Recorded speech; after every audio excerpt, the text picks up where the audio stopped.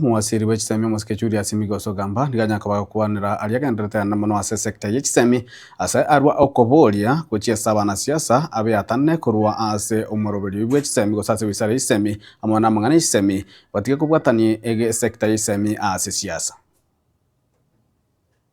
Sisi kama serikali hatuwezi kubali mtu yeyote alete siasa katika mashule zetu na katika education sector na katika maneno ya watoto wetu. Hatuwezi kubali, na tumeamua we will deal with him.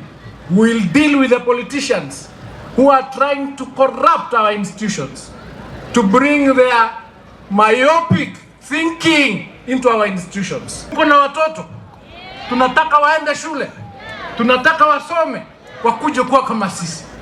Hatuwezi kubali wale politicians ambao wako na mafikira ya 1400 kukuja kutuambia ni kitu gani tunafanya. Watoto wetu lazima wasome zile shule wanaitwa nationally.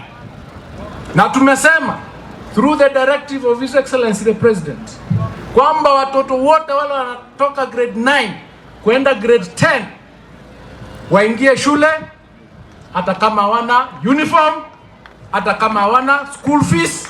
Sisi tutapanga hiyo maneno. Mwalimu yeyote mwenye atarudisha mtoto nyumbani,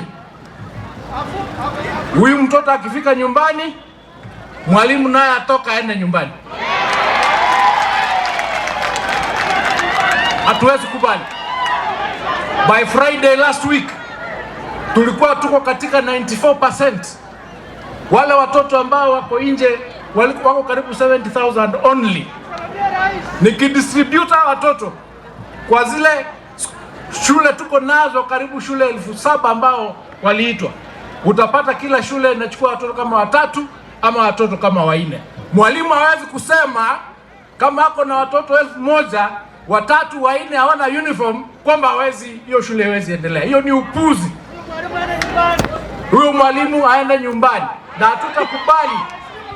hatutakubali kuendelea kusumbua watoto wetu ili wasisome kwa sababu ya shida ya kutoka nyumbani.